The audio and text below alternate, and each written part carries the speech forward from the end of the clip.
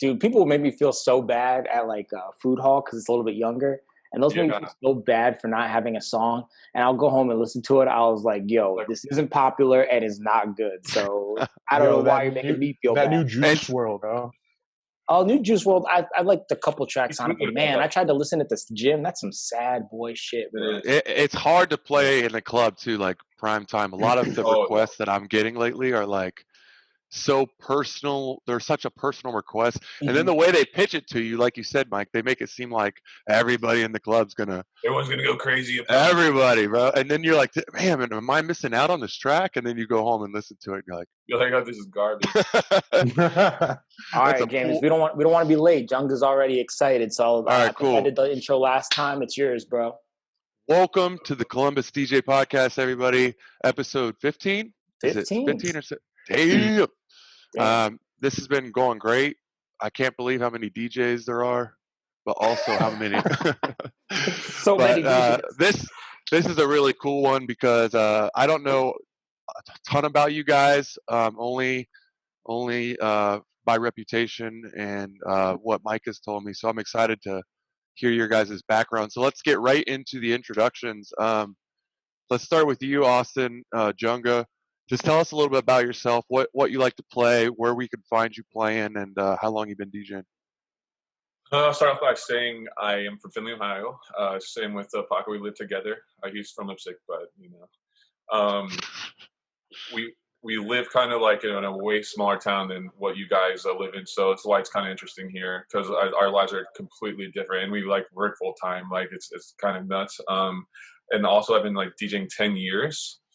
And I actually started out like making like beats and stuff, and some guy brought like this little piece of crap DJ controller to the studio. I'm like, hey, let me take this home and like borrow it like one night, and like ever since I've been obsessed.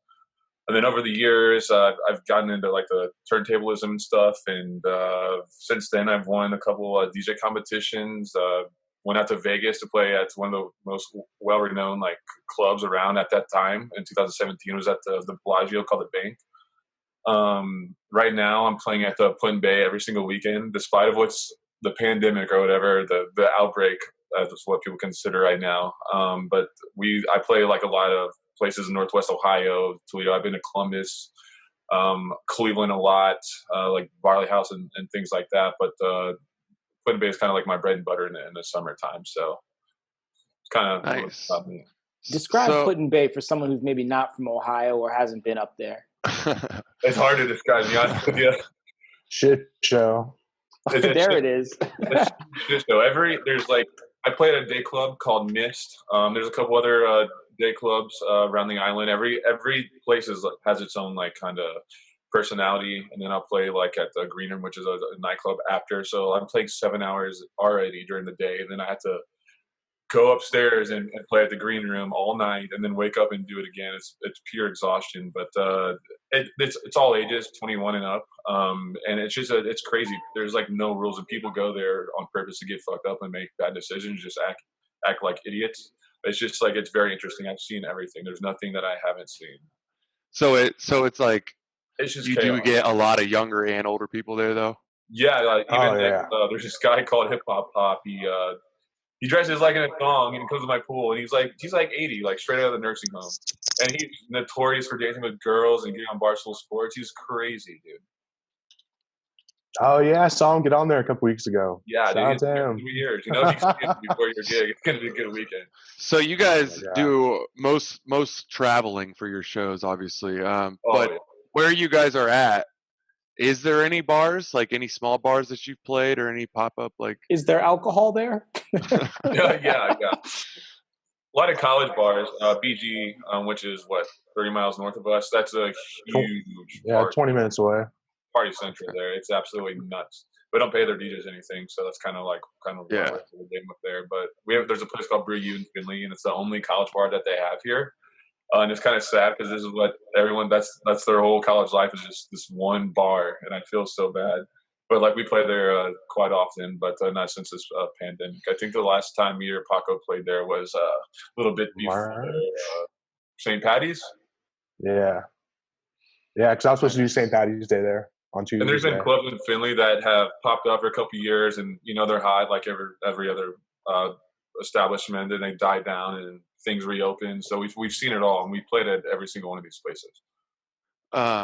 Shout out to Barley House, because that's a good residency, good company to have. I was with them for a couple years before they did the renovation. But yeah, I was supposed to play there last 2 Saturdays in a row, but like I can't like play all day at the island and make it up there and then come back. Like it's just I would probably fall to my knees. Yeah, man, you gotta be careful with that. But that's a competition I won with Spinfest in 2017. I've worked for them ever since, and Paco's been there a couple of times and has been in that competition. I think the last 2 years. Yeah, the last 2 years. Yeah, second place last year. I think that's a good enough segue. Danny, why don't you talk about yourself and that awesome shirt that you're wearing? Shout out to Reflections of a DJ, man. It's probably one of the best DJ podcasts out there. What up? I'm Danny Paco. I'm originally from Lipsick, really small town. I'm currently residing in Findlay. Junga's my roommate. I spin, man, a lot of just open format, man. Open format. I'm not scared to do private events, bars, done the clubs, just dabble in everything. I've been DJing now for like 9 or 10 years since I was like a senior in high school. So I've been at it for probably just as long as Junga has. And how'd you guys meet? It all started Twitter. This place called Nose that shut down 5 years ago. No, yeah, we met at this bar called Nino's. So Junga had a residency there here in Findlay, and I just up there and eventually ended up spinning there. And after a while, all the bigger, more popular bars and nightclubs in Findlay were all ran by the same booking agency. Junga was already a part of it. They actually signed me and my younger brother, and from there, that's how we met. We met that in like 2015. Dope. So you guys both have quite a bit of years of experience, and you guys have done several shows together as well. Oh yeah, we used to have a residency BG like back to back, and like it's honestly so fun because we have like a similar taste, I'd say, and we're very similar technically wise speaking on turntables, so it's very easy to read one from another. Yeah, we used to have the residencies at Clazel, which is the only nightclub in BG. It's like a renovated movie theater. And we were the residents there on Fridays, and we would play back to back on turntables, and basically whoever got the least drunk finished out the night. Dang. Yeah. They booked us. It used to be $1 beer night on the nights that we spent there. So like Bud Light was $1 draft. Is that place 2 stories? Yes. Oh yeah, I've been there. Yeah, it used to thrive. Like it was unbelievable. During its time, DJ Manny. Manny Mix. We used to sneak out and go see him like during school nights or whatever, or before we were of age to like go in there, and that's kind of like motivated us. Like we've always wanted to do that, and then we got there, and it was never the same, but it was still kind of cool. I don't know. Yeah, when Manny Mix was there, he was there I think till 2011 or 12, but he used to 92.5, like the local radio station Toledo, used to broadcast live from Clazel. So he was always live, and we could hear it for like up to like 100 miles away or something like that, however far out it reaches. And yeah, we would listen to him all the time growing up. That's awesome. And yeah, shout out to Manny Mix. Is he being able to spin there? Yeah. Yeah, he moved out to Vegas for I think 2 or 3 years, and he's back now. He's actually getting married here in a couple of months. Oh snap! Yeah, I'm always like super nervous when DJs get married because I think of like all the shit that we get into. I'm just like, oh shoot, does she know? He's got Manny's in my opinion hands down the most popular DJ in Northwest Ohio, and he used to live with DJ Ease in Vegas. So, like DJ Ease, the 2017 Red Bull 3 Style champ. Yeah. And he's like gonna be at the wedding. DJ Godfather from Detroit is supposed to be there. Like all these crazy guys. And a friend of ours is DJing the wedding. Another DJ friend of ours. I'm like, man, he's got to be under so much pressure to DJ a wedding for a DJ in a room full of DJs. This sounds so stressful. No, man, because everyone's. They're all like relaxed. I feel like I feel like it's not the time to like. Yeah, dude. Weddings, yes, weddings. Because like you're not, your job isn't to impress the DJs. Your job is to make sure that the collective group has a good time. So like let's say you were to play some cheesy shit in the club, they might be like, oh, it's some cheesy shit. But if you play some cheesy shit at a wedding, it's like, oh, it's a wedding, so like he has to do that. Right. That There's makes sense. as long as people are having a good time, like you can't fail as a DJ there, in my opinion. But so you guys go ahead, James. You guys are both turntablists. What's your thought on, you guys probably scratch quite a bit in your open format sets, and then what's your thought on like just turntablist sets in general? Like we've had quite a few turntablists on our podcast already where they they don't even do open format sets. They just do their routines for shows. What's your thought? Like, do you think that's still a thing? What you got there? What a flex! Is that a cup holder? What is that? No, a CDJ. We can use both. We can use anything. Yeah. Our preference is turntables. Tell that to the Dahlia customers that it's not a cup holder. That'd be nice. Yeah. No, yeah. Go ahead. Wow. But yeah, that's crazy. So you guys do a lot of live scratching and stuff in your open format sets? Okay, so at first when I was first like coming up, I used to try to scratch as much as I can, but now people don't really care anymore, so I just do it very as little as I can, just to make it sound nice, like just here and there, just not overwhelming or anything. And I won't do routines because that can definitely stop like the energy like at a club or something. It's kind of like something I would do more of like at a battle or like practicing in the bedroom or something for SoundCloud or a mix or something. But I mean, we use CDJs too, controllers. You can typically use anything. It's just I have a better feel. I feel like I have more control with turntables, and I feel like since I've used it for so long, I feel like it's more precise, I guess. Yeah. So when it comes to scratching while like playing like at the bars or clubs, I really don't do it that often. Like it's definitely a cool flex, but if you're just like doing it too much, or even like when I started doing Instagram or when I started doing lives, I noticed before I would start every track, I would kind of like juke the next one in, like into the next track, and even I was like, yo, I'm doing this too much. Like, girls aren't gonna be like, oh my god, that scratch, but like Yeah, like, yo, oh my god, I love that he scratched for you just 10 use that seconds. Shout out to Gensu who just joined us. He's a pretty good turntable. I feel like every time we mention scratching, Ginchu just appears. He just pops up, right? every time. He's like, what? Someone say something. Yeah, his spider senses are tingling. That's funny. Oh man. So yeah, it can be too much sometimes. Yeah, it's just something to keep in the so bag. that's why I ask, because I agree that people's attention, they don't understand what they're hearing sometimes, but some of the best scratching open format DJs that I've heard will do like an intro with it, right? And then they'll maybe do it once or twice in their sets. They'll do like a small quick, and then they'll get away from it. But yeah, that's awesome. I use it. Not so much scratching. I'll do more like a transition viewpoint. Yeah, for sure. Like, scratching for sure. Yeah. Cool. Or like even like a scratching record. Like I have an edit of like what Jack Harlow's was popping. It just says popping like really long in the beginning of the track. So I'll just scratch it, pop, popping, and then it's like do do do do do do do do. Like EDM and stuff and like house music. I won't scratch it. I'll just like blend. Kind of like you and Dahlia for like on a Saturday night. I kind of use like your technique with that kind of music. For sure. I scratching on house is fun though. Like I don't know if you guys follow Codes at all. Yeah. But that guy's a beast, man. You're gonna say Codes. Well, dude, he just wrecks it, bro. Like acapella after acapella. But anyway, everybody's loving your Speedway.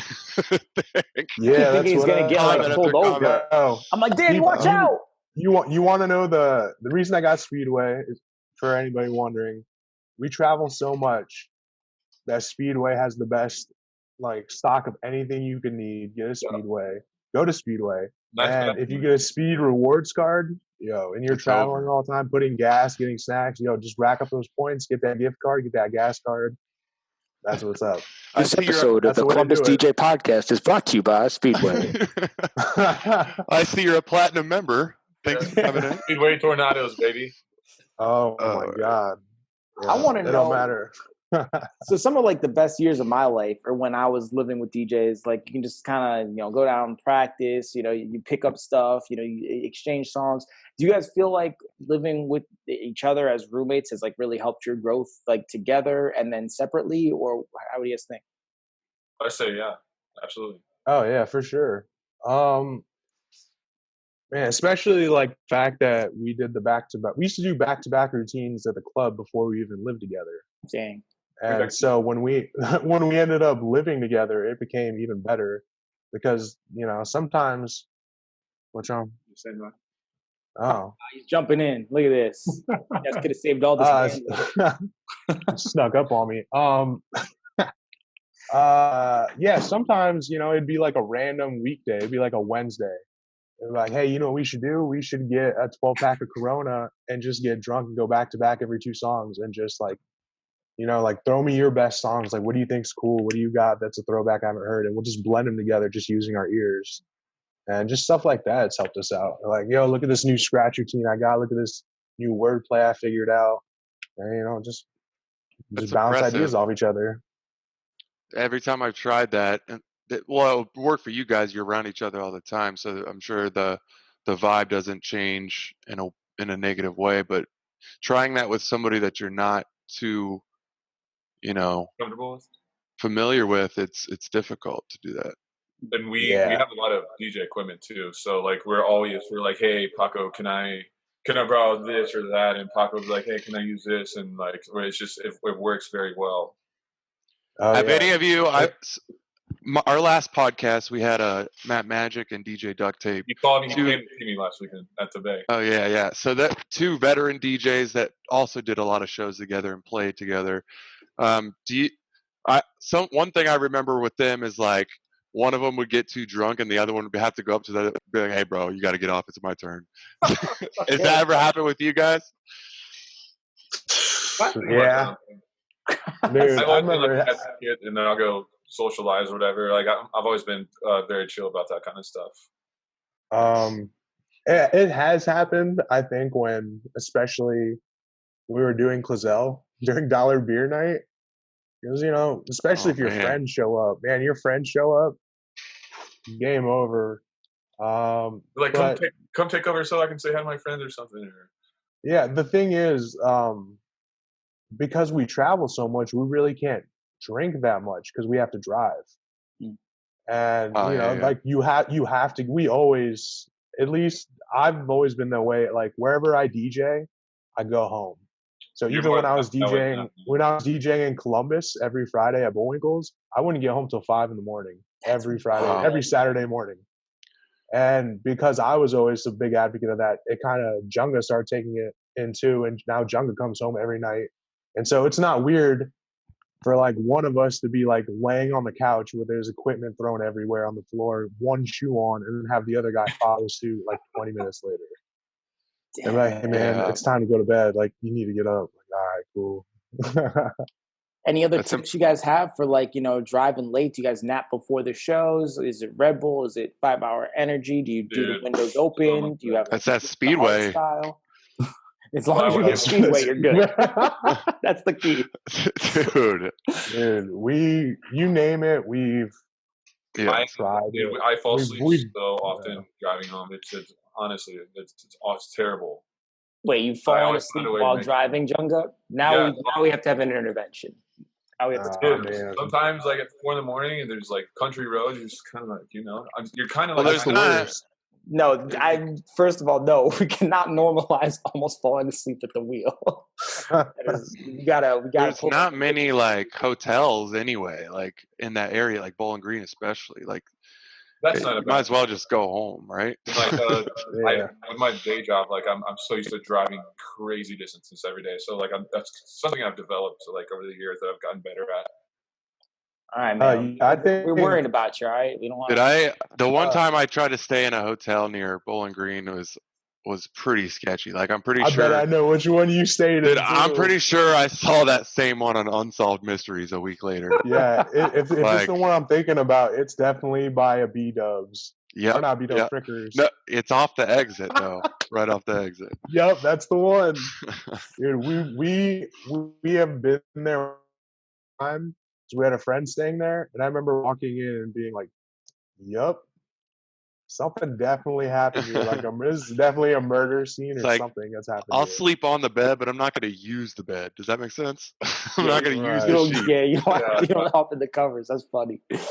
But lately, as I've been getting older, I kind of try to make sure there's always kind of some kind of hotel deal if it's like more than, I don't know, an hour away from my house. Even like Pib, they pay for your ferry. They give you, it's kind of like a dorm room, honestly. It's like hot. It sucks. But even when we play in Port Clinton a lot, there's always like a comped room, or even at Barley House, there's always a comped room. So that's kind of like what I look forward to on top of pay. Cause like, I don't know, it just saves me so much time.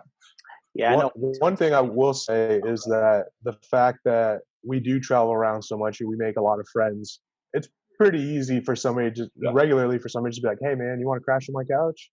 They're like, maybe. I gotta go home. You know, like we always go home, but there's always an offer for us to crash on somebody's couch. So it's not like we don't get offer it; we just don't take it. No, man, that's crazy because we care about you guys. You can crash at Krub's house anytime you want. Like he's got a guest room. Not your house. Yeah, I got a cat. No, you can't stay in my house, bro. That's cute though.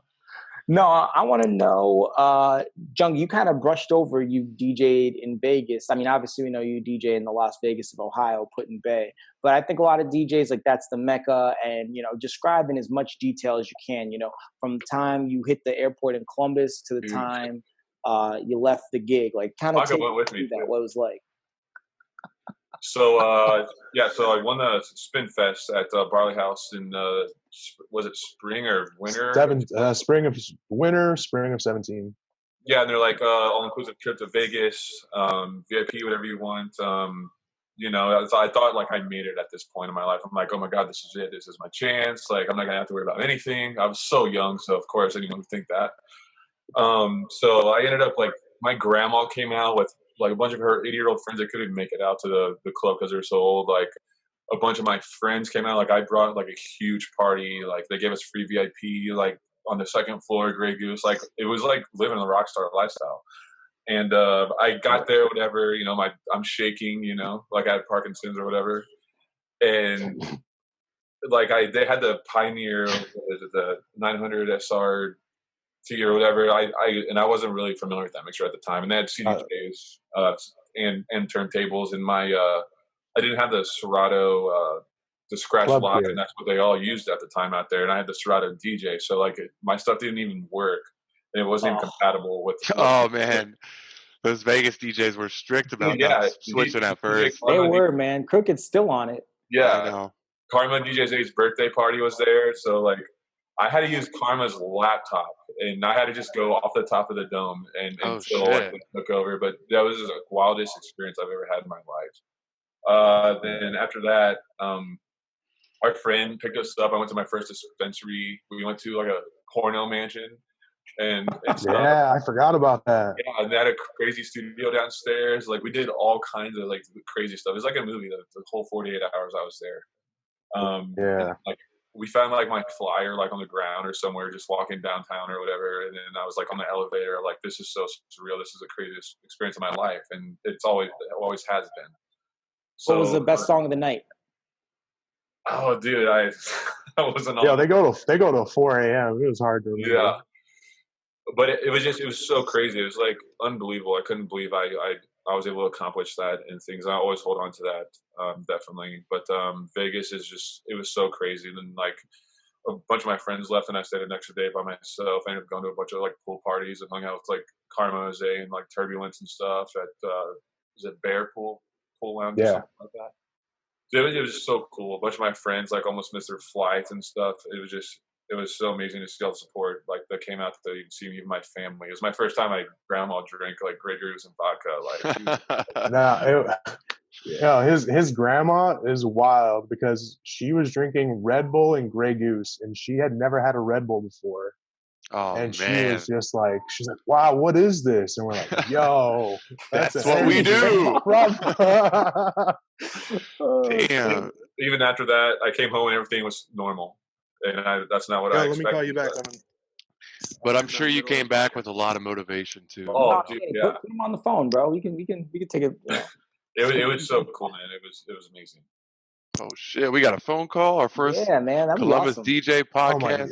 Yo, the same person kept calling me after 3 times. I was just like, yo, we good? And he's just like, oh, never mind. I forgot you had that thing today. All right, call me later. Yeah. If you call me twice, it better be an emergency. Like, Danny, I want to move over to you. We share an interest for anime, and I'm in my infancy. I used to grow up watching like Pokemon and stuff like that, and now same. I just finished Last Airbender, which might be the greatest kids show of all time. Did you like that? Loved it. I've never watched it personally. So Last Airbender. I saw it got on. Go ahead. Is that the one? No, yeah, I've definitely never seen that. I've also never seen Avatar. That's the same thing. Danny, are you an old school anime fan? Because that's what I am. Dragon Ball Z. You know what? Dragon Ball Z. GT. I'm not the biggest biggest anime fan. The reason I'm into it is because it used to play on like Toonami when I was in like 5th grade. Yep. Cowboy Bebop. Dude, I've never seen Cowboy Bebop all the way through. I just know there's pieces, so I have to connect all the pieces so I understand the full story. I'm ghosting the show. Yeah, dude, I've never seen Dragon Ball GT. I'm trying to watch that next. Cowboy Bebop. It's different. Cool. Is it? It's different. It does. You have to watch it though if you watched Z, because it does go with that timeline. But you can tell it's just made different, right? A lot of my friends that are like hardcore DBZ fans, they shit on it. They're like, bro, it's trash. It's trash. Don't even watch GT. Z is better. Oh, for sure. I like Dragon Ball a lot. Like the 4 or 5 seasons of Dragon Ball, bro. That's just the comedy in it is just like it would not pass. Oh yeah, Master Yoshi, such a fucking. Master Roshi. Even the first episode, like Goku meets Bulma, and he's like an 8-year-old boy, and the first thing he does is like goes up to Bulma, and he like touches her junk, and he's like, "Oh, you're a girl." Yo. Yeah, dude. If you watch the uncut stuff, man, they do a lot of shit like that. But the Cell Saga and Dragon Ball Z has got to be one of the best. With Gohan turning. There's like so much. All right, so do I need to invest time in Dragon Ball Z? Because I loved Avatar. Okay, I do have to invest time. Because some people were saying Naruto, but I know Naruto's like 1,000,000 years long, so like I might as well just like start it. I mean, Dragon Ball Z is pretty lengthy. It's like 450 episodes. It is like long. 8 seasons, 8 or 9 seasons. Isn't Dragon Ball Z known for like the filler episodes where like he's got to charge up? Like, tell me about that, because that's what everyone's like. Well, you can watch Dragon Ball Z, but they take a while. That's how Paco did during quarantine to this whole COVID. Every time I'd come home from work or something, Dragon Ball Z all day, all night. Yeah, that's true. It's like the Frieza saga is like 70 episodes long. It's just the fight. It's just like there's just them fighting. It's like really maybe not 70, but it's like ridiculously long. And it's like they'll fight a little bit, take a break, and they're both winded and they'll like talk shit to each other. And then Goku will almost have him beat, and then he spends like 3 episodes talking shit. Then they're barely back in Dragon Ball Z. And just like, yo. But like there's also a backstory going on as they're fighting. It's long. I still haven't finished Dragon Ball Z. I've been watching it since like March, and I watched like 241 episodes, and I was burnt. I watched 241 episodes in like a month. My friend said I was insane, and I'm like, nah, bro, I'm gonna power through it. And I was just like, I can't do this anymore. Like, I'm toast. So I would definitely recommend Dragon Ball Z, especially if you got some time. You got nothing but time. I got a little bit of time. A little bit, not as much as I had in March, but I got a little bit more time. I want to switch it over to some DJ stuff. You guys probably know about my gear addiction. You guys seem to have one as well. I gotta ask for all the DJs listening out there: CDJs, turntables, or Rain 12s. What's your favorite to spin on? Go. Junga, you first. I've always been a Rain fan since I started using turntables. So I've always rolled with the 62. I just recently got the 70. Best mixer ever, I think, in my eyes. That S9's really nice, but I got away so long with the Rain 70, and it works so well with my Rain 12s because they have like the USB ports in the back. Yep. So you can plug them in right to your mixer. You can plug CDJs in there too. Honestly, I've done it, and you don't have to use the USB hub, so it's just one MIDI coming out of the back of the mixer that goes into your USB port. But like you don't have to worry about needles. I mean, a lot of people get the phase or whatever. But the quality of the 12s is just unmatchable, and they have like really cool there's a lot of like there's Q buttons on there, the strip search. It's very high torque. It's always been reliable, never a problem. They just like work really well in any in any environment, I would say. So I definitely have a love for the turntables because that's what I grew up on for so long. But I don't think I would ever go back, honestly. Danny? You know, I've had the same pair of turntables, the same pair of techniques since like 2014. So obviously I'm going to go with turntables and an S9 mixer. I don't use needles anymore though. I got the phase. Okay. I got them back in May. What do you think of the new update? Because I know they had some issues. Dude, you know what? I have not gotten the new update. Whenever updates come out, I'm very wary of getting them. Oh, man. Anytime there's like a Mac update, a Serato update, I'm scared I'm going to update it and everything that's used to be good is now acting buggy. So I always wait and like, you know, kind of let the first group of people kind of figure out the issues before I update. And, but, you know, honestly, I have not been using turntables at my gigs lately. Especially when I go up to Put in Bay to DJ, dog, carrying turntables is heavy. Sucks. They're heavy. They're like 45 pounds a piece. And me and Junga both carry Magma backpacks that have our mixer in it and like our laptop, a stand. Like, you know, we're just basically like a big Ninja Turtle. We have a big cart that we walk around the whole. So lately I've been using CDJs. And I've been using a 1000 SRT. Mm-hmm. I like them both. I'm a big fan of the SRT, especially since you can just plug and play. Yep. And it's got the CDJ platters, the 900 Nexus type mixer. The only thing though that bothers the hell out of me is when I use it, I do good, and then I get on Instagram and I see like a 13-year-old using it. Oh yeah, it's like it just kind of like. It just doesn't quite, I don't know. Maybe it's more like it's like a pride thing. It's all in your head, man. It's all in your head. There's nothing wrong with that. It's the best controller, the SRT. Go ahead, James. No, I was just going to say, if I was scratching a lot, I would say the Rain. I remember how good those Rain faders were. I think the last Rain mixer I used was the Z-Trip 62 is the one I own. Mm-hmm. That was pretty good, but because I play so many different types of shows, I just got used to the 900. But I mean, the SRT 1000, you have that, don't you, Mike? Isn't that the one you just got? Yeah. That's my favorite. It's really good. Yeah, it's sweet. Oh yeah, hands. I would say it's probably the best controller overall, especially for the price that you can get it at. The size of it's not as bulky as the SZ, and you know it's got full size platters. I think it's the best controller on the market. Agreed. And then you can MIDI map any of the buttons that you don't like. So you just go into your Serato and then MIDI map it. I think it's the best controller. Honestly, I think they went a little overboard by making it 4 channels. I think they could have made it 2 channels, made it even smaller, and like I wouldn't have been mad. But yeah, I like the 4 channels only because I plug an aux cord in to like channel 3. Just for those random. See, but it has an aux in though, so you don't even need that. It's got the aux in. Right. So I would trade those. I would trade those 2 channels for an aux in every time, or 2 aux ins. But you're right. I'll give you that. Nice to have as a backup. The SR2's kind of got that. SR2, yes. Plug it in. Mm-hmm. Yep. Yeah, but if they're playing a show together, then the 4 channels would be great. Yeah, okay, we could talk about it. Would you guys go back to back on an SRT? Would that work?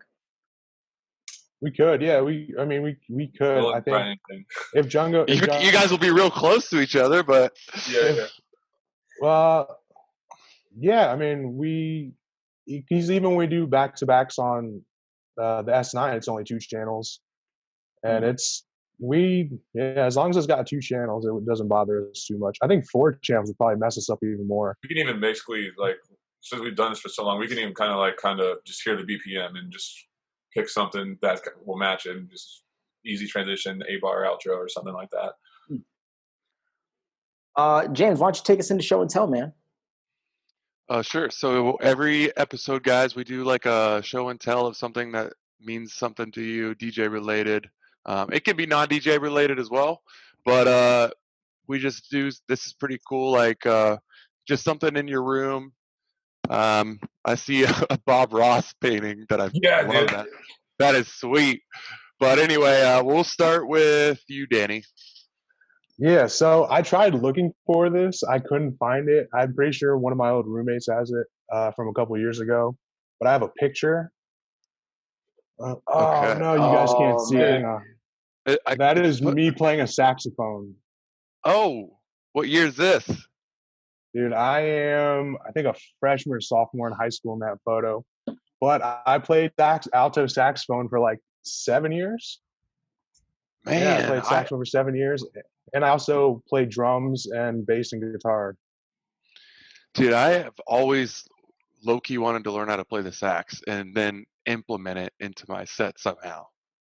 So, dude, that'd be sweet. Like a trumpet. Yeah, I've had people tell me this, especially like me and Junga. Junga knows I play sax, so we joked about like, yo, what if you played like OK Steve, and like I just randomly bust out a saxophone. That'd be sweet, dude. I'd be like, so I've seen a couple of DJs like at festivals I'll go to Grizz play like a sax. Yeah, Grizz. Yeah, and I watched a local guy do it. Or like, I guess more like a regional guy. And I'm not gonna lie, it's a little cheesy. Like maybe he just didn't pull it off right. But after seeing that, it just like gave me self-doubt. Like, yo, like this, maybe is this corny? Dude, like, you really have to like have a lot of confidence to pull it off. You gotta like right when you're about to do it, like put a wig on, put some glasses, like put an outfit on, get on top of the table, and then just go with it. I always wanted to learn what's George Michael's Careless Whisper? Yes, dude. If you did that, just go around and play that. Oh man, I'd buy another bottle for sure.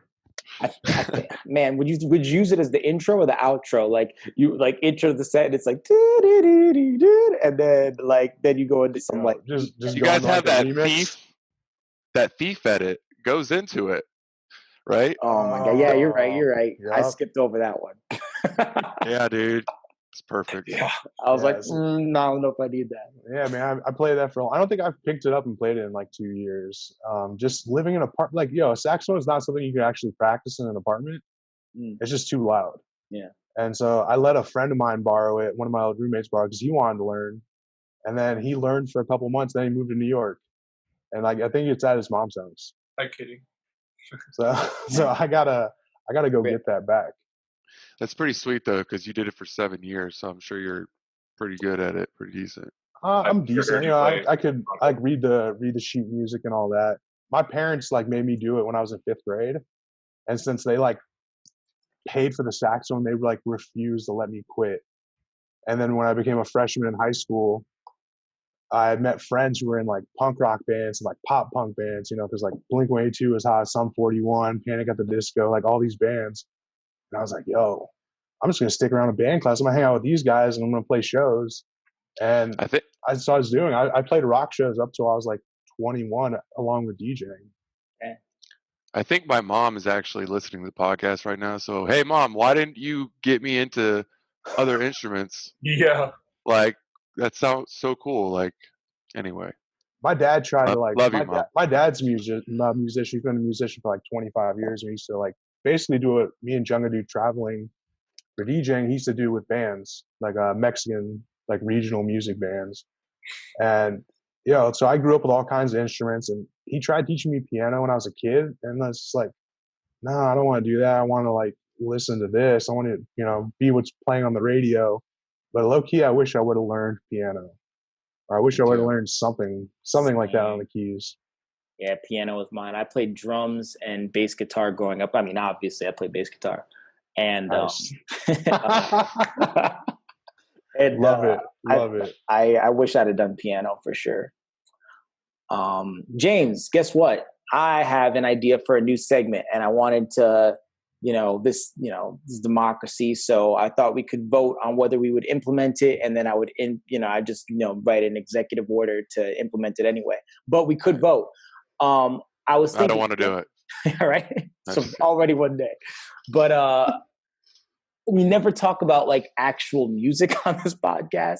So I was thinking, what if we did like the pick of the week? Like it has to be a song that you downloaded within the last week, and it's like your favorite song. And then I don't know, maybe so we'd say the song, and then if it's something I could play, I'll add it to the video. But I wanted to get your guys' thoughts. Do you guys think people care what we're downloading? Or, maybe it's a favorite song. What do you guys think? Like just talking about music more on the podcast. I think that's cool. I always like the idea of Strategy and Dolo used to do like a smash or trash. Oh, okay, yeah, I like that. I would love that because I like that. I want to know what people think of the new Pop Smoke. Or even like Club Killers, those hot picks. All the latest 50 songs by Pop Smoke. Like, well, here, why don't someone pull up like a top 5 from? You just want to do it from Spotify? I feel like it's the entire Juice WRLD album. I'll check it out. Is it really? Yeah, dude. People love, like, I think it's the younger generation loves Juice WRLD. Like, I liked one track a lot, and then the rest just made me sad. There's a couple of Marshmello collabs on that. Yeah, the Marshmello one joint that went number 1 was my favorite. So Spotify's United States Top 50: Juice WRLD, the Baby Rockstar, Juice WRLD. What do you guys think of Rockstar by DaBaby? Did you guys find an edit that you like?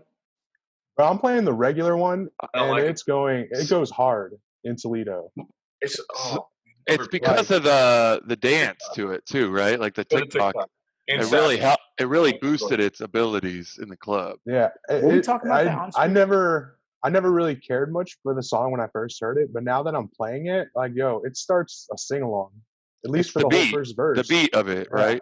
Yeah. Yeah, it's like around like 90, 92 BPM. It's nothing too crazy, but people are liking it when I'm playing it. I played up in Fort Clinton last week. I like that For the Night track by Pop Smoke and Lil Baby. The Baby's in it too. Oh yeah. For the Night. The Baby. I listened to that today. I actually just started listening to the new Pop Smoke album. I didn't realize how much he sounds like 50 Cent from like 03. Dude, yeah, you could tell. I was telling Junga about that. Like, I pulled it up on Spotify. I listened to like his top 5 tracks, and like the first one's him and 50 Cent. And now you can play all the old school 50 songs because you just blend them in. It's great. Yeah, man. It's like dude from New York with like dope voice who does gang shit. Like, which one am I talking about? No, that's New York right there. You just that's New York. Yeah. That's what it's about. It is good to see a New York rapper kind of back on top, man. I feel like that, for what was the last New York rapper that was like popping? Was it Young M.A.? Biggie. I think to call Young M.A. popping is a stretch. He had a hit or two. That's the one song. Yeah, I mean, she had the one song. Oh, that's a she? But to answer your question, Mike. What? Are you serious? What? I didn't know. I'd be playing the song and mix it in the next song. I don't know. Fair enough. I don't even know. What year did Bobby Schmurder come out? Was that before or after? That's another stretch. Did he have more than 2 hits? Yeah, I mean, just the one song. Like they had, New York had its song. New York hasn't had a song in a minute. New York is a bunch of. I can't even say this because someone will jump on me and kill me from New York. But New York is one-hit wonders. One-hit wonders market right now. Y'all gotta get with Mustard or something. Do some shit. Okay, I got a question for you guys. You guys playing Tekashi at all? Like Trolls? I do. I don't. I skipped the 6ix9ine verse though on purpose. I can't play it. Some girl asked me to play it. I've had it requested once, so it's not. I don't like it. It's not that great. I don't like it either. I don't think it's good. Some girl asked me to play it up in Port Clinton. I was like, yeah, I got you. Thinking I never had it. Not come back. And then she's like, where's Tekashi? I'm like, yo, I got you. And she's like, yeah, she never came back. Dude, that's my. You know what I really like right now is like that Burner Boy style and like the new Skrillex and Kanye Ego Killer. Yeah, like I was about to say, if you guys ask, like I love that shit, man. House music and EDM is my favorite. Yeah. You guys listen to the Dead Mouse and Neptunes? You guys pause it Pomegranate? You guys listen to that? Oh yeah. I don't know if I downloaded it. I can't remember if I downloaded it. I heard it. Me and Junga both have XM radio, so when we drive everywhere, we're just like listening to like most like especially like Pitbull's radio. Mm-hmm. They have all like the DJ City DJs.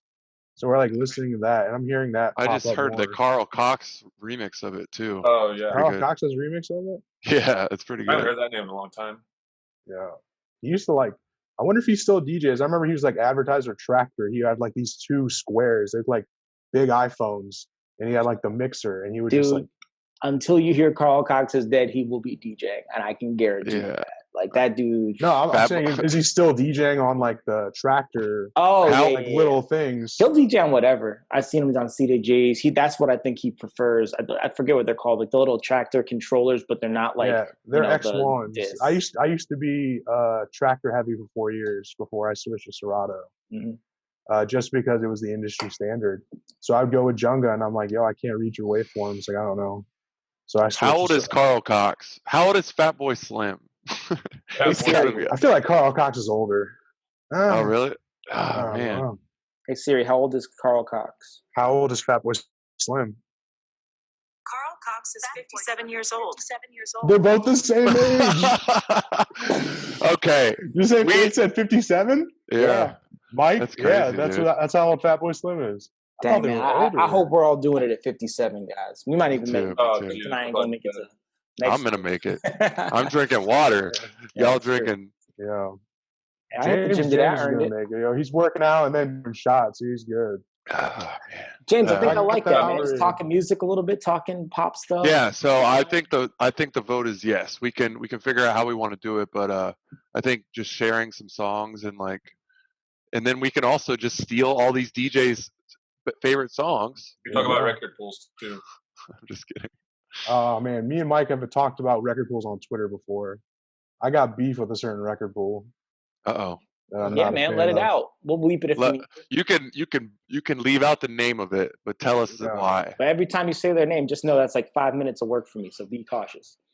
I'm not gonna say which record pool it is. I will say, stupid, bro.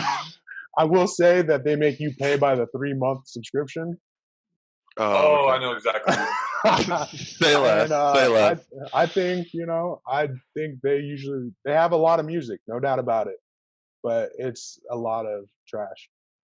And I think plus they don't have a back catalog. Sometimes I need certain throwbacks. I need certain things. And, they delete their songs sometimes. Sometimes for the price that I pay, I feel like they should do a better job. I feel like I did see they just updated their record pool, so it's called something else now. I feel like you only need 2 good ones, and they're like. Do you guys make your own edits at all, or I do? You guys play I use them as DJ tools. Okay. I used to make short edits, but after watching your epised last week with Matt Magic and Duct Tape, I told you 2 points. So much easier. Like an edit pack. I've never had, but I do. I have several. I showed Paco. I got a couple of Junga edits. Yeah, they're really good, I think. Yeah. And these sites are making short edits. Some of them are making short edits for you, so it's like I know. Yeah, for sure. So, what's your guys' favorite one? So we're done. We'll talk about like what's everyone's favorite one. I know mine. The only one I have is DMS, and the only thing I'll say about DMS is I wish I could couple it with something that's really good with like high energy remixes. I imagine that Headliner Hit Club, I think is what it's called, would be able to pair it with. But for me, like just I know that DMS is going to have the intros of pretty much every song that I need, and then I can kind of go to iTunes to get my tastemaker stuff and all that. Okay, so like an intro or something. Yeah, go ahead, Danny. As you say that, does anybody have any compliments or anything to say about what he just said about DMS? Have you guys all used DMS? So here's my thing about DMS is I think there's still some. It's still, first of all, they of all time for my career, I think they were the best. Okay, but I think right now I don't think they're always on top of the trend. The releases aren't timely on the trends. Mm-hmm. Like especially like with the hip hop, there's a lot that isn't on DMS that I have to go to HMC for. Yeah, they're really on their hip hop, but that's like their thing anyway. I've had DMS. Oh no, my bad. Go ahead. No, go ahead.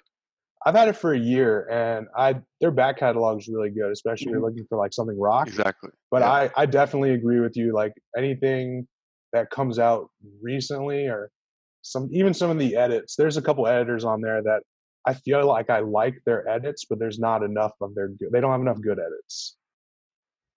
Yeah. But that doesn't stop me from following them. Right. But yeah, there's definitely some good stuff on there. DMS isn't my favorite. I don't subscribe to DMS anymore. Yeah, if you need an old song, DMS has it for sure. Never tried. About you, Junga? I think I belong to 3 record pools right now. But I kind of like, sometimes I'll veer away from the record pools, and I subscribe to like a lot of DJs, and they'll send me like edit packs or things like that. And then sometimes, dude, I know this used to be like frowned upon, like growing up and stuff, but like sometimes like SoundCloud, they'll have like really great quality like songs, and that's a like platform where you can find those gems that you can't find on any record pool. We talk about that all the time. Going gem hunting on SoundCloud. Yeah, man, it's my least favorite thing to do. But yeah, if I can't find something on DMS, it's like okay. Come up, you're like, I have to have that. Oh yeah, man. Like for this what's it's called album, for this Juice WRLD album, I know that like if I can't find something on DMS, it's like, oh man, here we go. Just go into SoundCloud, type Juice WRLD, and search. Like let me log back in because I haven't been in so long. Let me go get these songs. I use a lot of the SoundCloud stuff for like EDM stuff. Headliner is really good for that. I've found in the past, and I mean I like Headliner because they do have a lot of EDM stuff. You probably know, and that's kind of like what my favorite genre anyway. So I'm always like researching like every single day, like seeing what comes out and things like that. But Club Killers is really well. Shout out to them for letting me get on their podcast recently. I've had DJ City forever. Probably not going to resubscribe. Ooh, that's illegal. Ooh. Now I got to bleep that out, Junga. 5 Good job. Just like I said. No, actually, I want to talk to you about that mix, Junga, because I listened to it. I've texted you probably 5 minutes into it, and then I think probably another like halfway into it, and then again at the end, just to be like, yo, this was a dope mix. It's a great project in my opinion. I know we talked a little bit. You've been putting it together for a while. Talk about maybe a few of the tricks you did. I know you had some great word plays. You started the mix with some cuts to kind of establish your, hey, I'm a dope DJ. And then just talk about like what went into that mix and how you got it onto Club Killers, because I think that's a nice accomplishment for you. Thank you so much.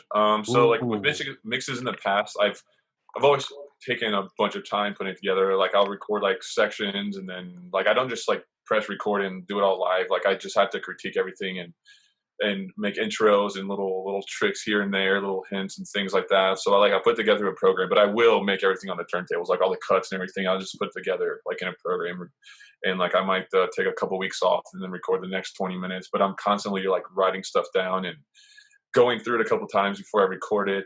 Sometimes it takes like weeks to just even get 20 minutes.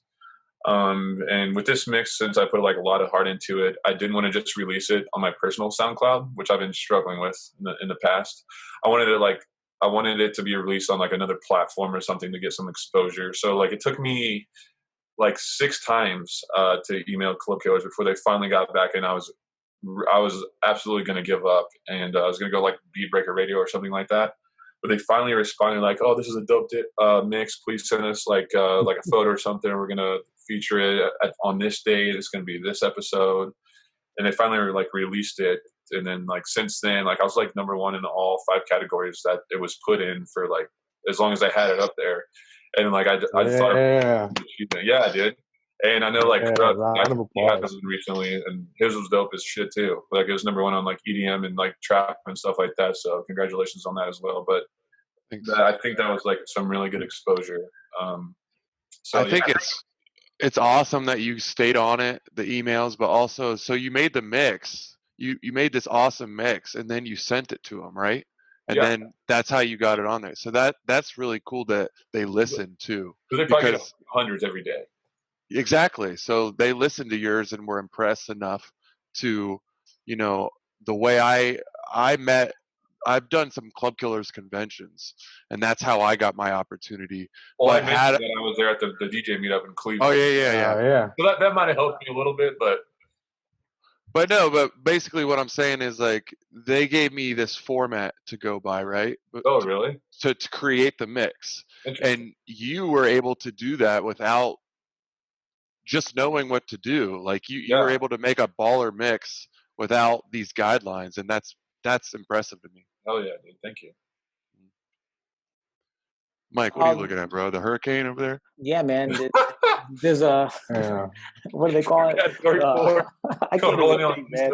There's a oh my gosh, I can't even think of what they would say. But a low front coming in. I'm so dumb. High pressure. A low pressure front coming in from the east. Yeah, this is the worst weatherman ever. Yeah, I was gonna say, bro. I'm so dumb, man. This platform's hitting me hard today. Listen, I want to move over to Danny Paco. You've been streaming on Facebook, Paco Tuesday, tons. Yeah. I like that. I can't believe that DJs are actually enjoying Facebook as a platform. I know you've learned a bunch. Share some knowledge with us about how to stream to Facebook and make it enjoyable, because I was not able to do it. Yo, first off, yes, I did it. What's today? Wednesday? Thursday? 2 days ago, I did the stream. Bobby Boucher from Cleveland popped in and showed some love. So shout out to Bobby. Nice. Shout out to Bobby. So that was the first time he popped in. He was in there for, dude, at least a quarter of the mix. We should get Bobby on here, by the way. Yeah, I'm down. Write it down. So like the Paco Tuesday thing started like when my last gig was like the St. Patrick's Day weekend. I was up in Detroit DJing, and when everything happened, the first thing I did, like my friends hit me up like, "Hey, we're gonna start streaming," and I'm like, "Nah, dude, that sounds corny. I don't see the point." But in February, I got a GoPro, so I wanted to start recording my routines, posting them online, and playing around with it. I saw I can go Facebook Live. So I think at the end of March, I just started going live for Tuesday. Crew that I'm with in Toledo, the showstopper DJs, we all took a different day. And I was like, all right, I want Tuesday. I want Taco Tuesday. So I started DJing, Danny Paco presents Taco Tuesday, but I was only doing it on my personal Facebook. So I was only getting like people that I actually knew to watch. And then after, I think I did like 4 weeks of it. And I decided, I have a Facebook page that I don't ever use. Like, I'm just going to start doing it. And dude, it just kind of like took off, especially. So I started doing it. I just wrapped up stream number 11. So I've done 11 weeks of streaming, 15 streams total. And dude, it's been fun. Things really picked up when I started theming my nights. So like the first theme night I had was R&B-ish night. So it was basically like R&B with like some like thug, like some G-Unit, like with like some soul samples. And it just hit because people are just like in the comments, and like a lot of people I know, they're just in the comments talking shit. Like, yo, I love this track. Would you say that was the most successful theme that you did? Oh yeah, for sure. Yeah, I think that one got like 1,500 views. And wow, that's really good. Yeah, only for an hour on Facebook, and I didn't get shut down at all. And I'm streaming it through a GoPro, and I got just like the lighting ring that I got off Amazon, and I use a special. So to get the audio so clear, they sell this. GoPro only sells it because they have a patent on it. It's a special adapter that you're supposed to use for an external microphone. But instead of using an external microphone, I just plugged RCAs into a 1/4 inch into my mixer, and I'm going the audio through that. And everything's been going good. I've had Drake night, Kanye night was actually pretty successful. There's a lot of like, I had old Kanye. I missed the old Kanye. It was like Kanye from 04 to 09, actually it was 04 to 2012, like all the way up to Mercy. And people in the comments are going nuts, like just loving it. I had fun doing it. Like those theme nights are cool, but I also have open format nights where I just throw like random things out there. I'll play like weird mashups. I'll play The Box over Promiscuous Girl instrumental. It's just, it's a good time. I have a lot of fun doing it. Now my main question. Oh, sorry. Go ahead, Junga. No. I give Paco credit for doing this every week because that's something I've never liked is live stream. I don't know what it was. And the only live stream I've ever done from Cinco de Mayo just got taken off of Facebook yesterday. Yeah, I will say it's definitely improved my MC skills. because it's so awkward. Like I don't know if you guys have live streamed, but like I'll be like, like 27 people are watching you, and it's like 2 minutes in, and I'm like, hey everybody, like what's poppin'? How you guys doing? And it's kind of awkward at first, but then once you start to see your friends in there, and your friends are like just talking, like be like, yo, I love this song, and you got to give them something to talk about. Like I dropped Lovers and Friends during the R&B-ish night by Lil Jon and like the Lil Jon track Lovers and Friends. I'm like, yo, like who remembers this from like junior high or whatever? And I dropped it. I'm like, yo, we used to sing this song, like Lovers and Friends. Like I still know all the verses by heart. Like it's dude, fun. Especially that Luda verse. Yeah, dude, yes. You'd be a little drunk. That song. You're like, that used to be one of the ones I played at like that was my two oh man. It wouldn't be my last song, but it'd be like 210. That would be like my 210 song, and then you end it with like Pretty Ricky or Boys to Men, depending on. I would put Mario Let Me Love You up there too. Oh yeah. That was.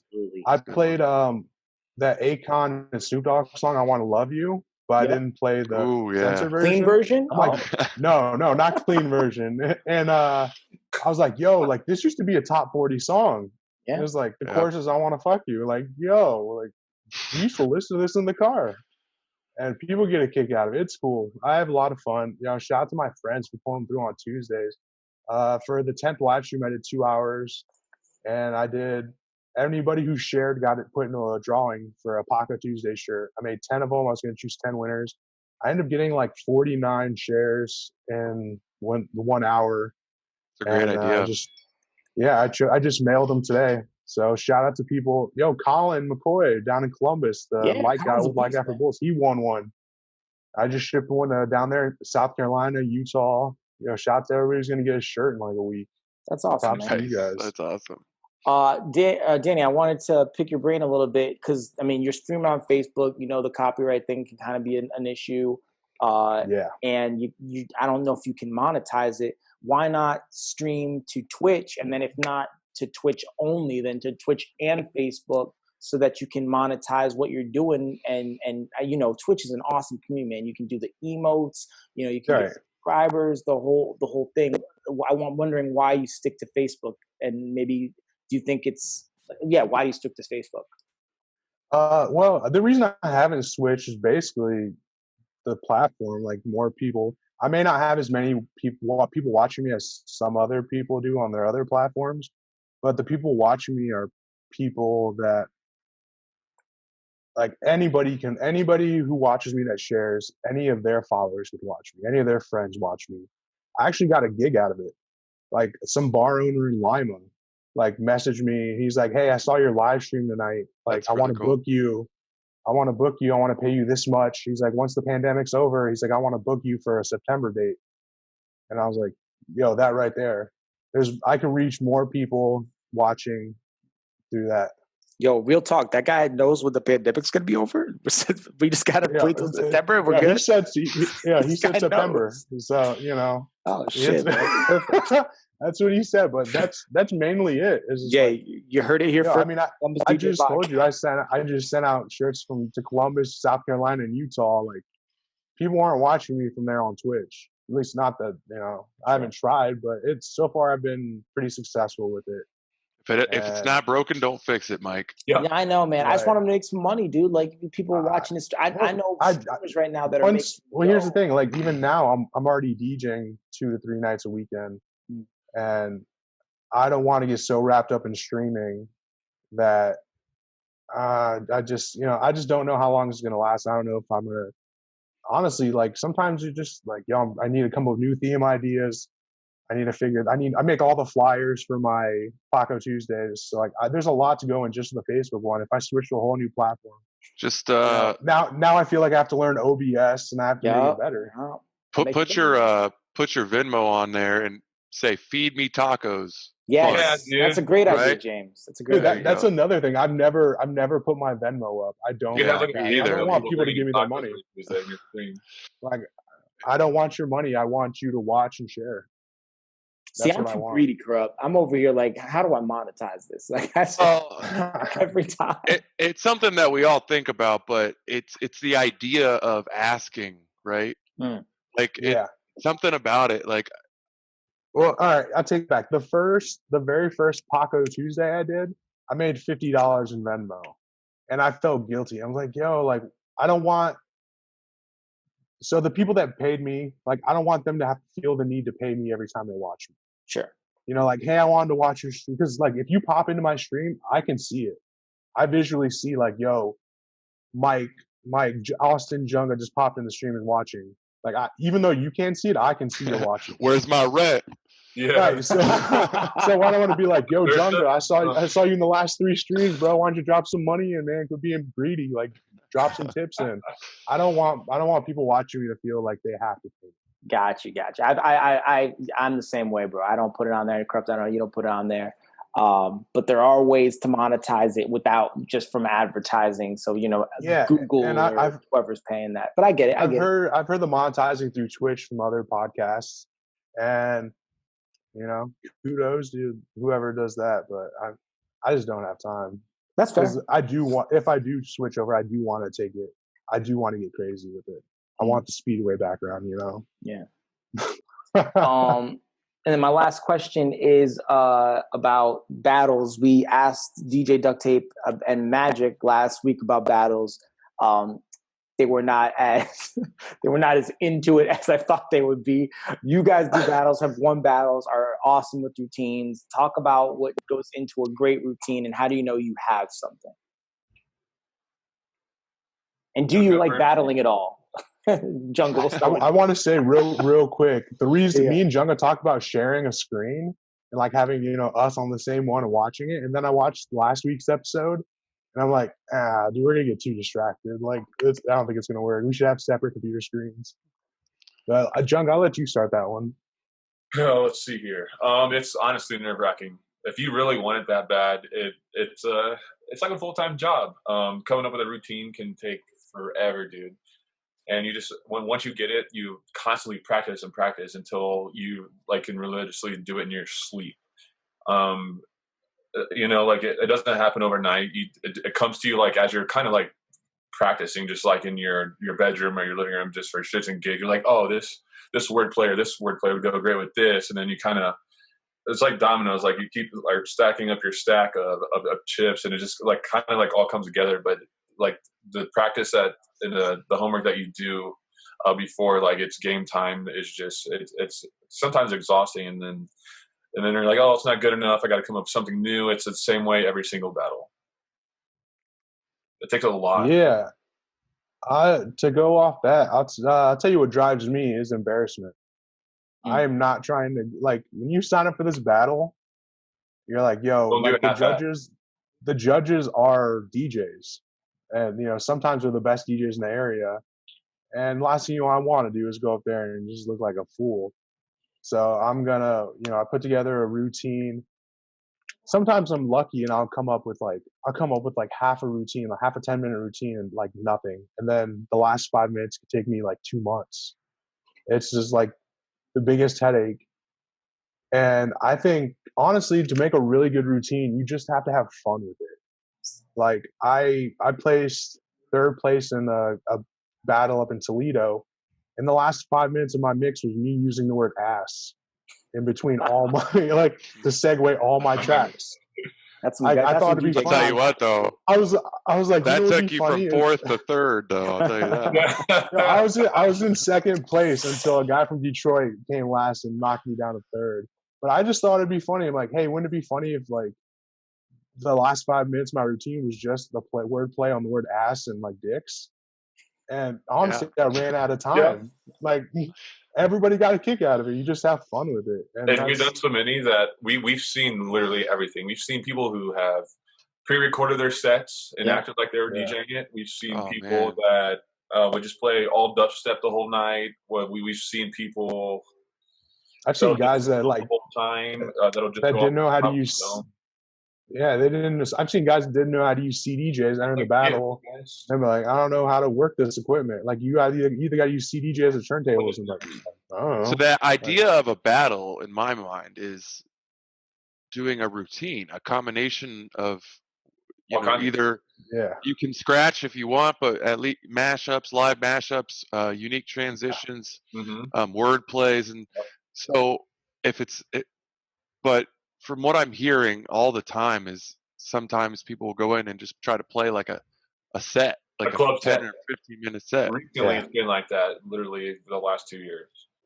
Yeah, but and to kind of defend those people, a lot of these battles, like, you know, even if technicality is a score, it's only like 20 to 30%, 33% of like your overall score. Yeah. So let's say someone like Bombay, who's like, you know, A+ technical master, could play a set and be the most technical, and that's only 25 to 33% of his score. Yeah. So a guy who comes in and kills it with the crowd, and, you know, maybe they play the top 10 songs, it's mixed nicely, and they just happen to pick the sing-alongs that the crowd like, there's 66%, you know, positive score from there. So I think that's what Krupp's talking about. It's all about having a good balance in all categories, I think.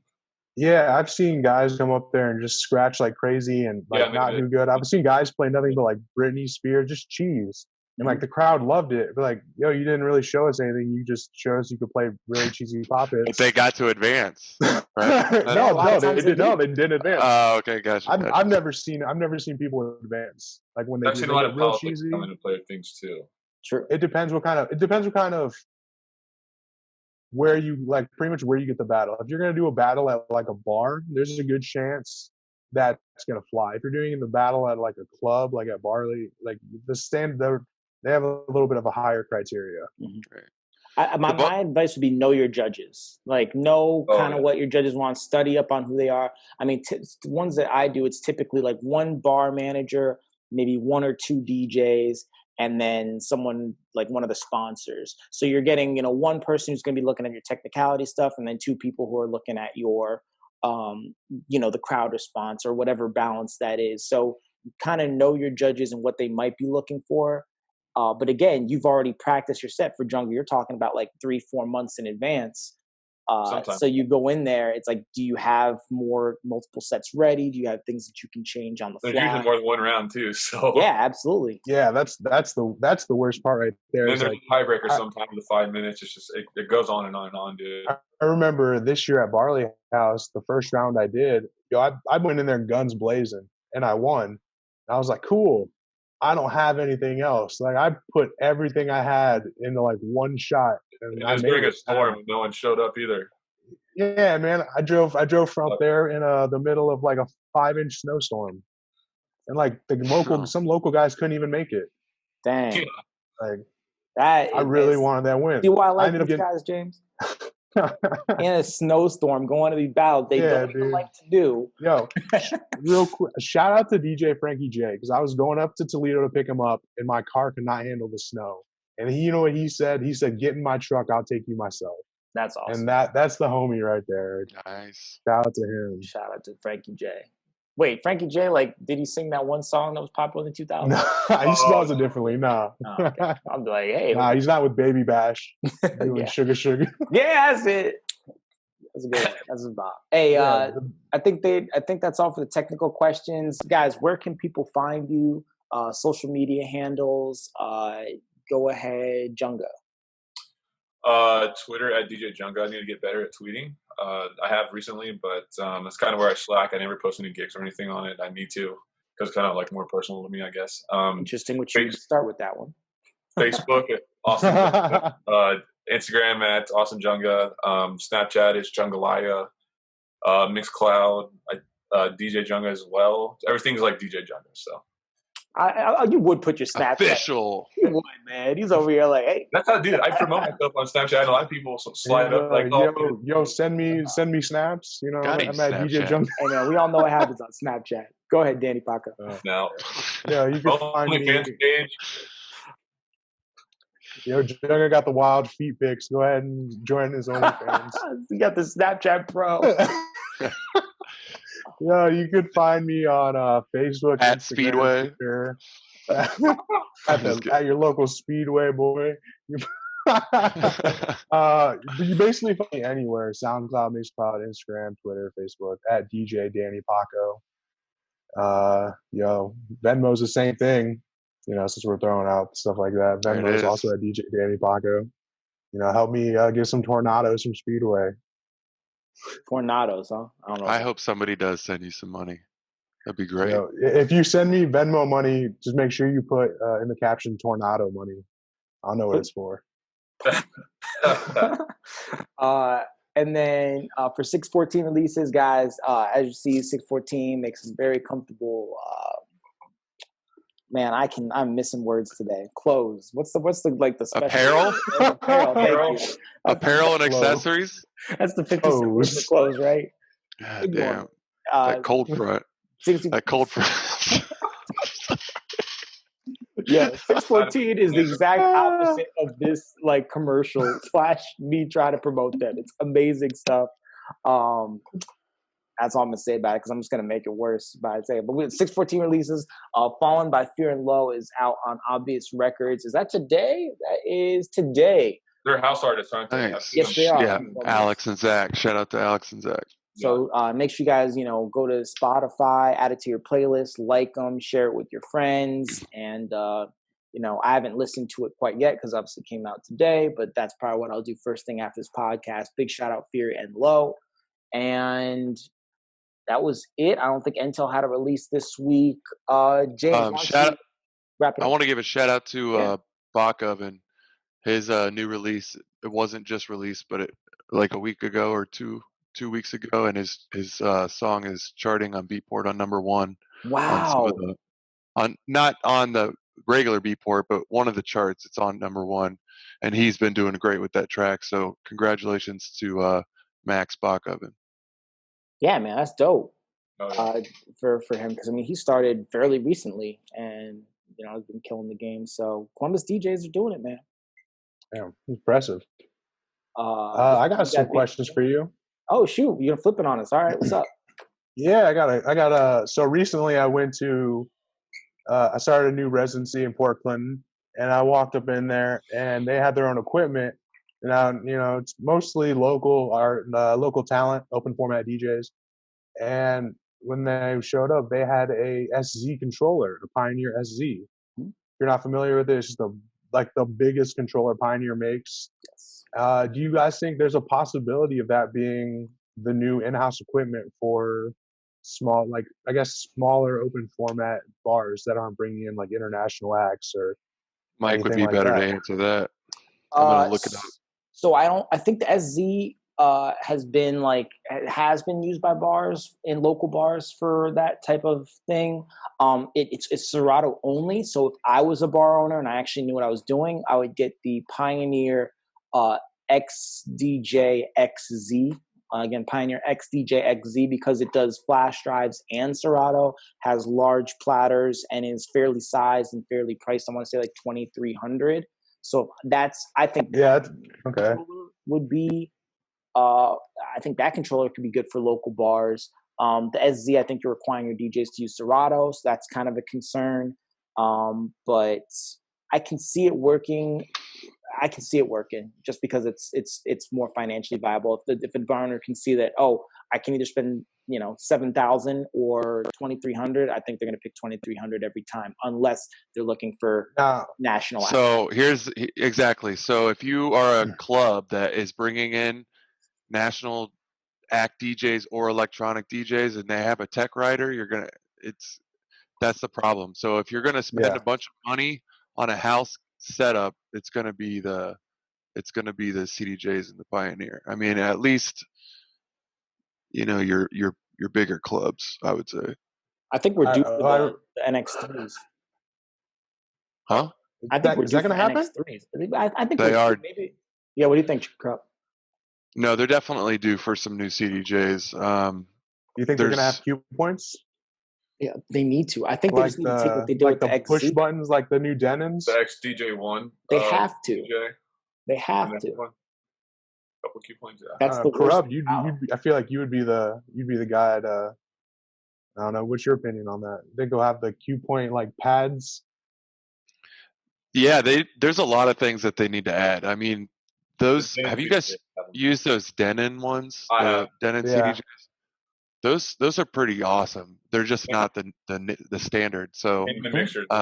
Our friend Ian uses that we play with all the time, and I've been back to back, and I've used my computer as he's used like USBs, and they have the key points. They're really nice.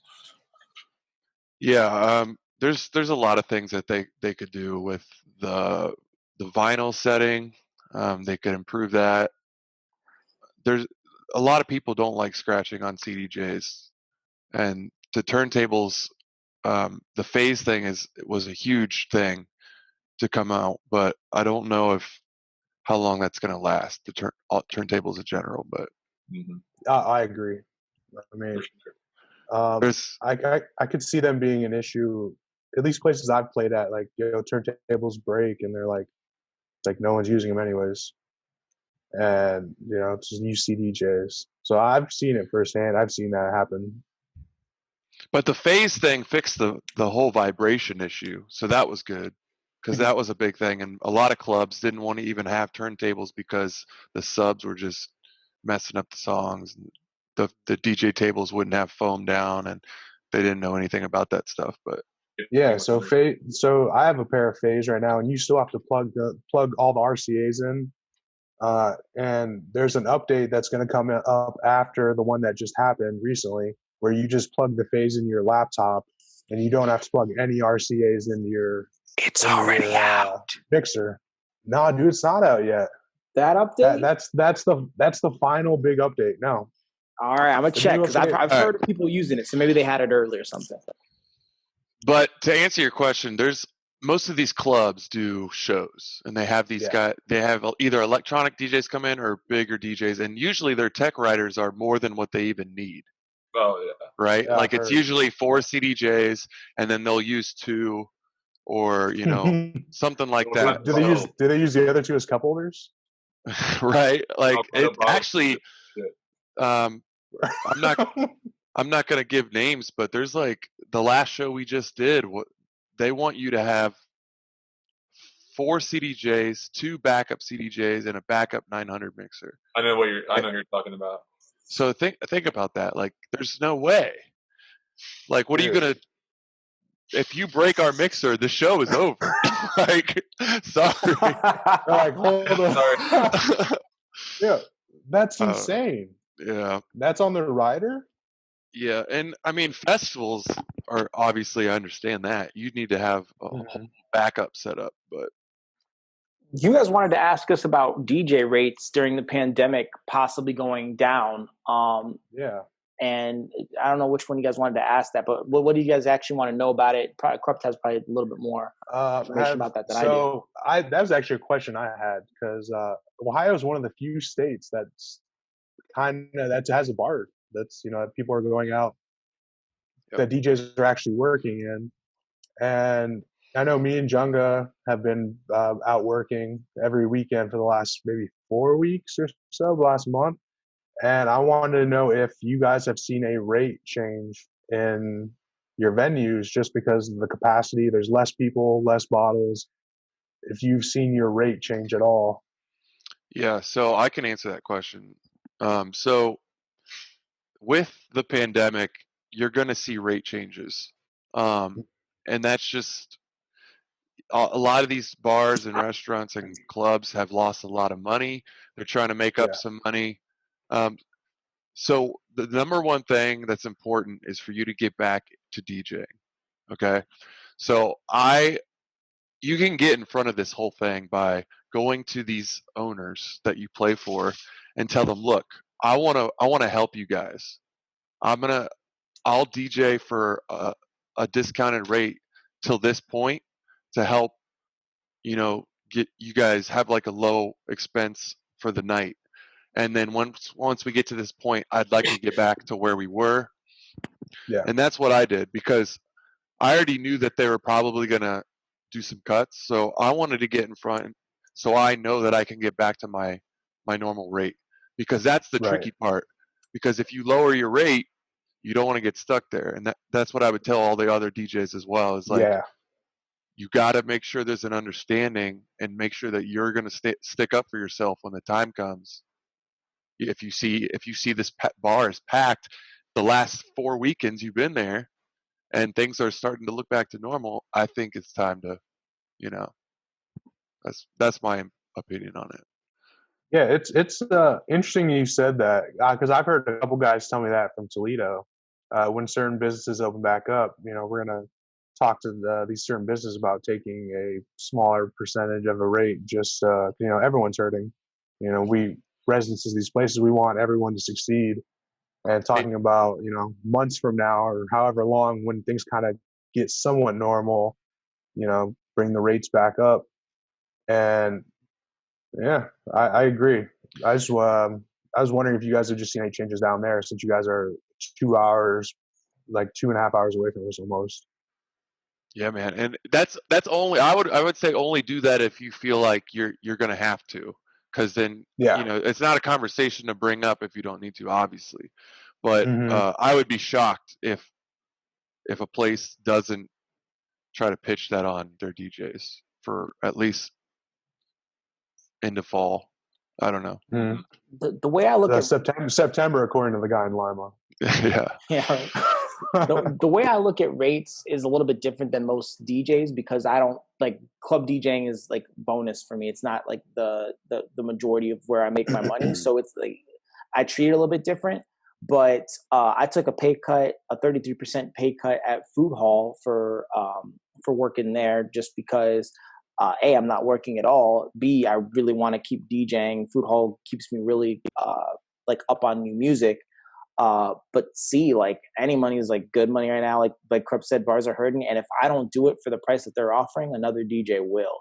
So in pandemic times, I think I know what my value is, and I'm sticking to it, might go out the door for some DJs like me. I'm not going to speak for everybody. For like me, that kind of goes out the door, and I'm just looking to work to gain experience, shake off the dust and do what I love to do. So can you expect, do you have to take a pay cut? Absolutely not. But understand the position the bar owners are in, and the position that other DJs are in when you're making those decisions. That's all I'll say about that. Interesting. I like to pick other DJs' brains. I like to, talk to them about just That's a good question too, because we haven't had that question. I have another pandemic DJ question. If you guys want to hear it, James, how much time do you got? I got 7 minutes. Okay. All right. I'll make it real quick. So let's say certain DJs don't go back to certain venues because of the pandemic. They obviously don't. They're worried they may catch something. Maybe they have some kind of, they have a higher chance of getting it, weaker immune system. Mm-hmm. Do you think, so I see a lot of younger guys coming up and filling up these slots.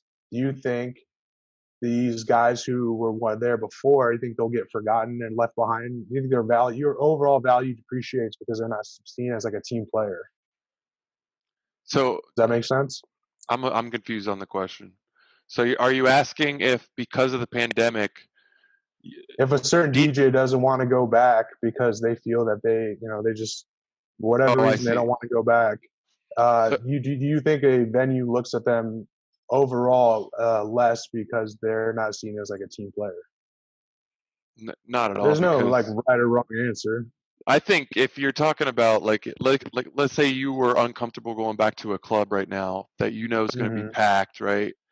And you're just like, look, I would love to play here another time, but right now I'm just not comfortable with it. And then in comes this younger DJ who's ready for his opportunity. He's ready to risk it. I think that would be short-lived if you're on good terms with those bars and clubs, because you're a great DJ. So at the end of the day, if you're going to help generate more sales and you're going to help vibe and crowd control, and you have that experience, it's worth those clubs, especially if there's competition bars around, for those DJs to come back when the time comes. Now, if you're just, trying to hold on to a residency as much as possible, I would definitely communicate to and make sure your relationship is solid with these bars. If they don't have competition, it depends on what they're looking at. Are they looking for a DJ that's a promoter right now? Are they looking for, quality DJ? Are they looking for somebody that's going to DJ for damn near like free? Like, everything's, I guess it just depends on your situation. Right. Yeah. Like I said, there's no right or wrong answer. I just wanted to see what you guys think. Yeah. Yeah. I want to keep it on you, Corrupt. Like, do you think, I think maybe what the part of what Danny's question is like, would you think there'll be retaliation from the bookers? Like if they, let's say they know which DJ gets them the most money, they have the data to back it up and it's XYZ DJ, and then that person turns them down. Do you think there'll be some backlash once things come around and XY DJ is ready to DJ again to do it? And I want to ask you, do you think your booking manager, we kind of know how like he is and he's great at his job. I don't think anyone would argue that, but he has a certain view of the game. And let's say an artist a club in Miami really wanted DJ Corrupt. And Miami right now is the epicenter of the virus. Let's say Corrupt doesn't, feel comfortable going down there. Do you think he would have backlash on you for not going down there when maybe that club wanted them, and it looks bad on him because he can't get you to come down? Well, that's a different question entirely, because these agencies are very hurt right now that their DJs aren't getting booked. I mean, so if there's bookings available and your DJ doesn't want them, that's a whole nother story. It's like you're kind of like trying to look out for both teams by accepting or rejecting a gig. But I will say that if you're a resident DJ somewhere, there's a lot of DJs right now out of work. Okay, Ohio DJs are lucky to have a gig right now if they have one. I know a lot of DJs that play bigger clubs that are just not DJing right now. And I would say that a lot of these bigger open format DJs, electronic DJs, I feel bad for them, because a lot of these clubs and owners are going to start sticking to their resident local DJs for a while. I see that happening. Yeah. So I think traveling is going to be less, at least for the next 6 months, for a lot of these DJs that used to travel a lot. So that's why I think it's important to hold on to what you can. And, I mean, these bigger agencies will find a way to get their DJs booked when the time comes. But right now, I think